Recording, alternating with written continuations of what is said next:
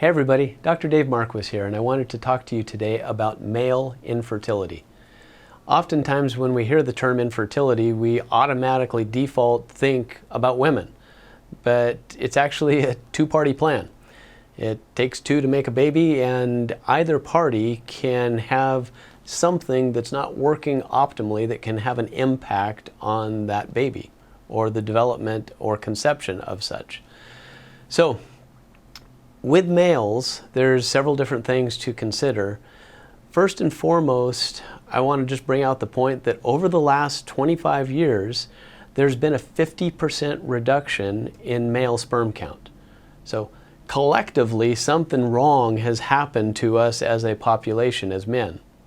Some of the things that we know seem to be players in that do happen to be environmental and dietary, and other things happen to be related to what we do to our bodies so frequently relative to sitting and the tight underwear that some men choose to wear, because it actually creates too hot, compressed, and restricted of an environment. So there are some mechanical things at play that are, no pun intended, but really low-hanging fruit.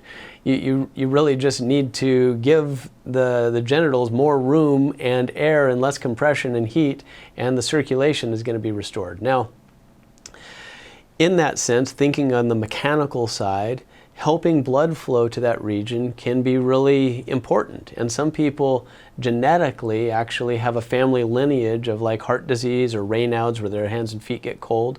In other words, blood flow to the extremities might not be great. So for those folks, optimizing that can be really useful. So here's a couple of quick tools.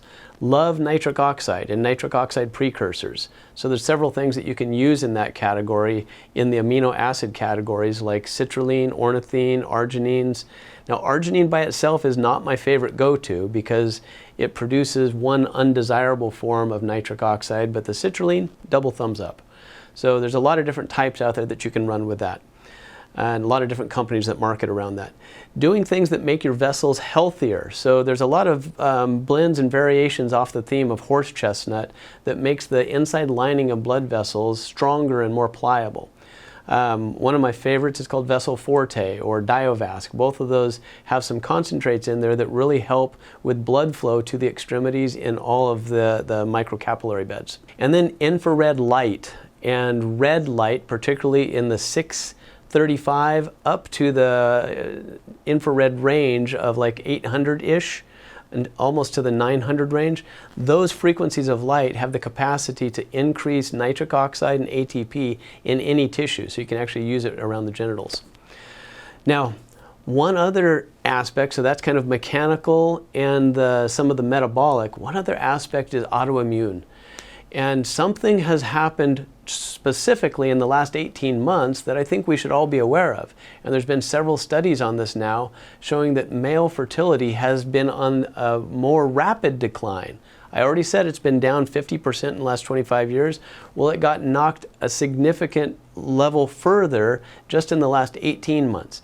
Now, can you guess what's happened to men collectively and women as a result of something that was mandated on a lot of people? Well, it turns out that there's some literature showing out of Israel and other countries that the impact of that has had a direct negative effect on sperm motility and total count. So we need to think about the things that we're doing to ourselves, whether we're sitting too long or sticking jabs in our arms, eating things that might be pro-inflammatory or not getting enough vitamin D and sunshine for vasodilation. A lot of different things can play a role in how our body functions. I just shared a few things with you.